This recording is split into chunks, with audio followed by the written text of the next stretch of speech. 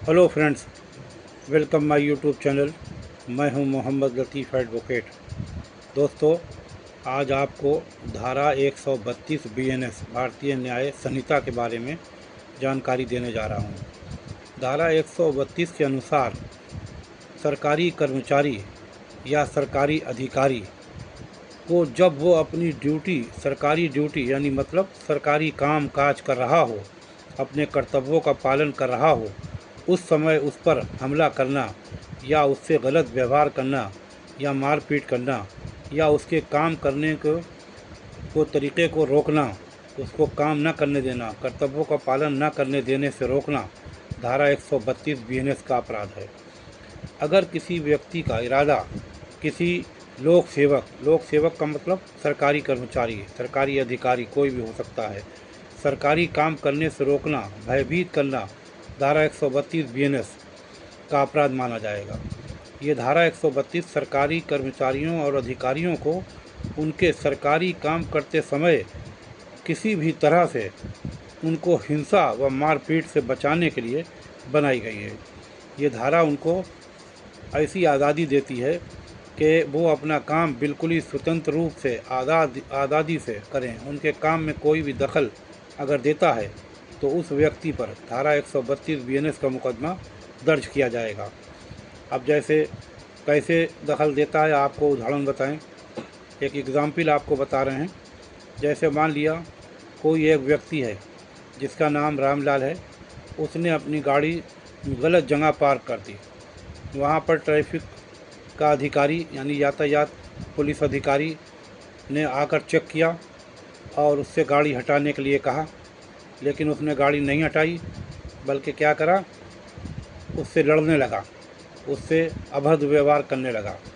तो सरकारी अधिकारी यानी यातायात पुलिस अधिकारी ने उसका चालान काटने की कोशिश करी, तो उसने उसका चालान नहीं काटने दिया और उसको क्या करा, धक्का दे दिया। तो फिर ऐसा उसने अपराध किया कि सरकारी काम में बाधा डाली। उसने उसको चालान करने से रोका और साथ में धक्का भी दिया उसको और उससे बदतमीज़ी की। तो ये धारा 132 बीएनएस का अपराध है। इसी तरह मान लिया कोई ऑफिसर अपने ऑफिस में, सरकारी ऑफिस में बैठा हुआ काम कर रहा है और कोई व्यक्ति आ गया और वो व्यक्ति आया, उसने कहा कि अपना काम पहले करो। उसने अपने काम के लिए पहले ज़बरदस्ती करी उससे। उसने कहा कि अभी रुक जाओ, अभी करते हैं, ये फ़ाइल निपटा दें। लेकिन उसने उसकी फ़ाइल लेके फेंक दी और क्या करा कि हमारी फ़ाइल पहले देखो, हमारा काम पहले देखो। उसने उसे सरकारी काम से रोका।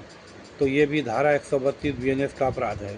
दोस्तों, ये गंभीर किस्म का अपराध है और ये इसीलिए धारा है कि सरकारी अधिकारी कर्मचारी को अपना काम आज़ादी के साथ करने दिया जाए।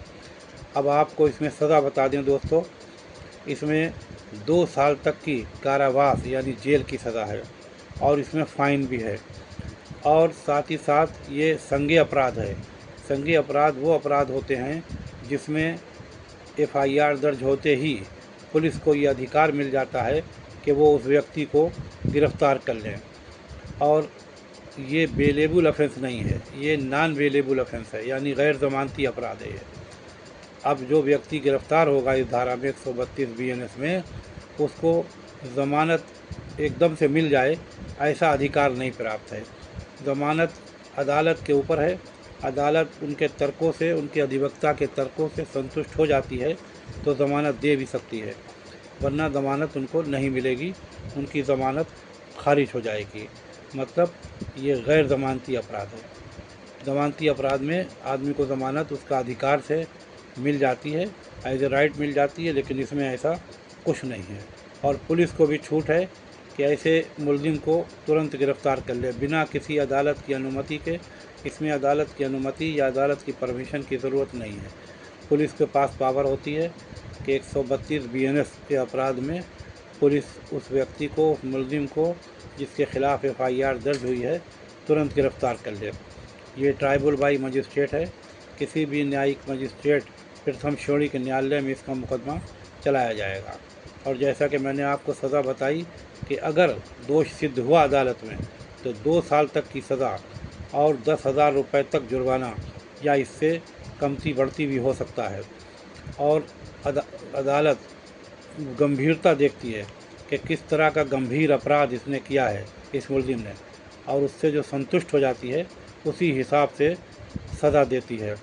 दोस्तों, आशा है ये वीडियो आपको पसंद आएगी। पसंद आए तो लाइक करें, शेयर करें, और अगर अभी तक हमारे इस चैनल को आपने सब्सक्राइब नहीं किया है तो इसे सब्सक्राइब कर लें और बेल आइकन के बटन को दबा दें, ताकि अगली वीडियो जैसे ही अपलोड हो उसकी जानकारी सबसे पहले आप तक पहुँचे। दोस्तों, वीडियो अंत तक देखें, तब आपकी बात समझ में आ जाएगी। धन्यवाद।